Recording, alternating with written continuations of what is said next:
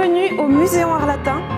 Donc, ce musée a connu quelques années de rénovation et de travaux pour retrouver tout son lustre, mais aussi renforcer sa structure, parce que c'est un bâtiment qui a traversé les siècles et même les millénaires. Grâce à l'intervention architecturale, il a été possible de redonner à ce bâtiment toute son accessibilité pour que nos visiteurs puissent circuler librement dans les espaces, d'améliorer aussi le confort de visite et de renforcer en plus structurellement tous les planchers. L'expérience de la rénovation du bâtiment nous a aussi permis au niveau de la conservation des collections de repenser le parcours de visite des collections permanentes et de proposer une visite en 5 temps pour un véritable voyage dans le temps du visiteur. Le premier temps commence à la fin du 19e siècle et au fur et à mesure de la visite, en montant dans les étages, on remonte vers le 21e siècle. Cette organisation des collections redonne aussi une accessibilité intellectuelle au contenu du musée et rend la visite plus ludique, plus didactique. Et ce sont des choses qu'on va pouvoir voir en visitant le musée ensemble.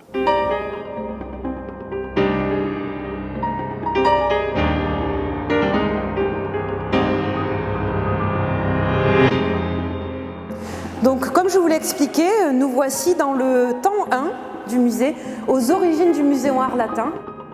L'idée est en fait de replacer dans son contexte l'origine de la création du Muséum Arlatin comme institution culturelle provençale. Frédéric Mistral, notamment dès le premier musée arlatin à la fin du 19e, avait créé cette salle de l'Antiquité provençale qui contient des moulages de sculptures antiques et qui font une référence à la filiation mythologique qui existe entre l'Antiquité gréco-romaine et les Provençaux. Derrière moi se trouve la salle dédiée au Félibrige, cette académie littéraire, au projet ambitieux dont Mistral a été un des fondateurs. Et son objectif était de promouvoir la culture et la langue provençale. Et la dernière salle de ce temps 1, aux origines du Muséum Arlatin, est la salle dédiée à la création du musée, notamment à l'aide de cette grande vitrine cubique qui se trouve derrière moi, qui rassemble les tout premiers objets que Frédéric Mistral a collectés pour créer les collections du Muséum Arlatin.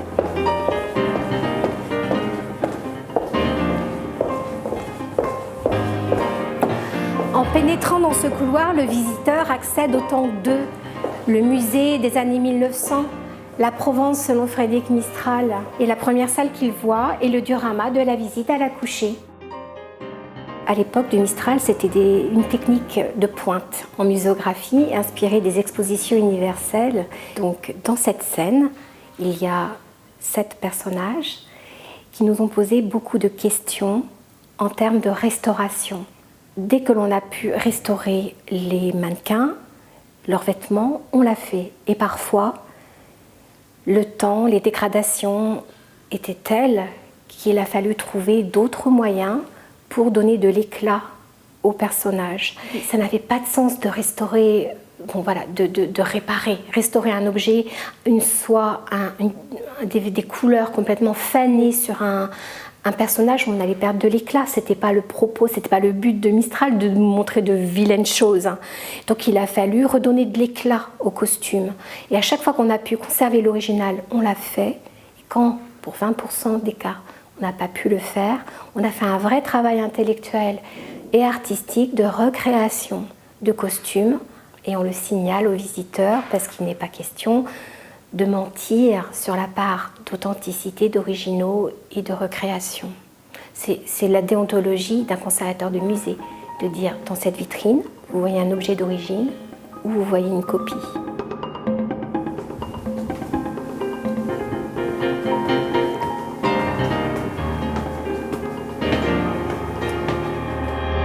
Nous voici en train d'arpenter le grand escalier du Muséum Arlatin.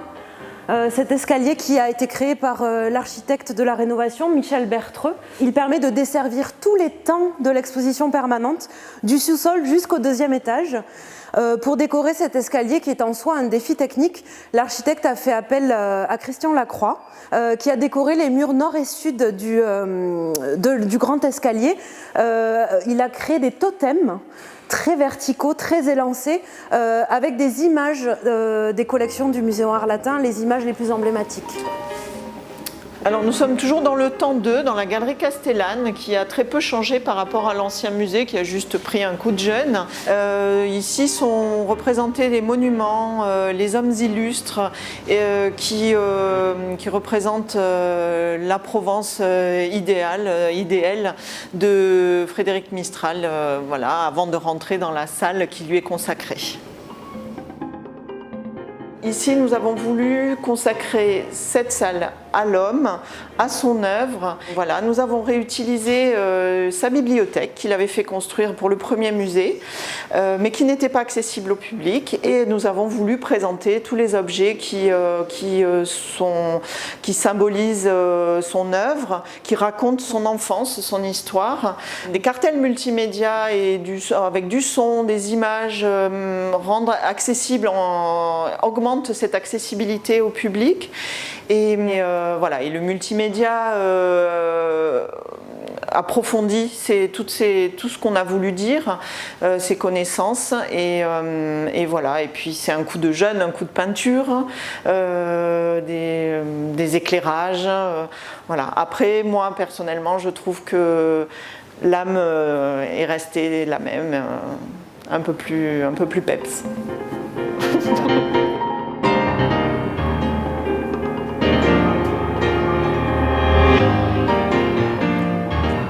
Nous sommes ici dans le temps 3, le musée des années 1940, folklore et identité, dans ces fameuses salles du costume d'Arles. C'est ici que l'on peut sentir que l'accessibilité a été un vrai souci dans la rénovation du musée. L'ensemble du musée est accessible pour les personnes en situation de handicap. Nous avons aussi des dispositifs tactiles tout le long du parcours qui permettent de toucher du bout des doigts, par exemple, les rubans et les textures des différents textiles. L'accessibilité, c'est aussi l'accessibilité intellectuelle avec un musée en 4 langues pour les touristes. Et puis enfin, on a voulu un musée aussi joyeux, un musée où les familles puissent passer de bons moments, et c'est pour ça qu'un sac-jeu accompagnera les familles et vous entendrez des enfants rire et chanter à travers tout le musée. Vous voyez, en fait, la rénovation du musée, ça a été aussi l'occasion de faire du musée un endroit de découverte et de plaisir.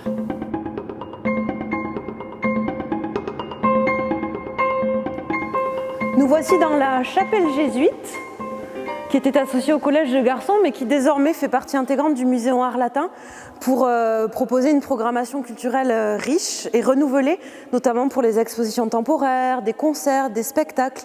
C'est la rénovation qui a permis d'ouvrir ces nouveaux lieux qui n'existaient pas dans le Muséum Art Latin d'avant.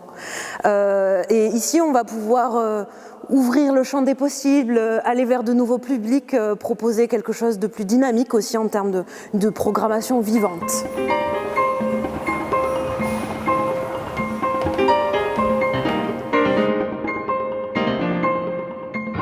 Voilà, alors nous nous trouvons dans le temps 4 du parcours, qui est l'endroit où on évoque la façon de présenter les objets ethnographiques dans les années 1970. Et c'est l'occasion pour moi de parler de la cabane camarguaise qui est présentée au fond de la galerie, parce que c'est un bon exemple de ce que le multimédia peut apporter aux propos scientifiques d'un musée. C'est une cabane qui était présentée bien avant la fermeture du musée, donc que les visiteurs ont déjà pu voir par le passé, puisqu'elle a été installée à la fin des années 1940, mais à l'époque, elle était présentée comme une cabane de gardien, avec un mannequin de gardien, un taureau empaillé, et les documents d'archives qu'on a relatifs à cet objet nous prouvent en fait le contraire, c'est-à-dire que c'était sans doute pas une cabane de gardien, mais plus vraisemblablement une cabane de salinier. Et donc on s'est dit qu'au moment de la représenter à l'ouverture du musée, il fallait absolument qu'on modifie le propos sur cet objet, et on a voulu présenter les différents usages de ce type de cabane qui pouvaient être faits depuis le 19e siècle et jusqu'à nos jours. Et pour ce faire, on a eu l'intuition que la meilleure façon de procéder, c'était d'avoir recours au multimédia. Et pour moi, c'est vraiment ça qui est important, c'est-à-dire qu'un musée, c'est un lieu de conservation des œuvres, mais c'est aussi un lieu de création artistique.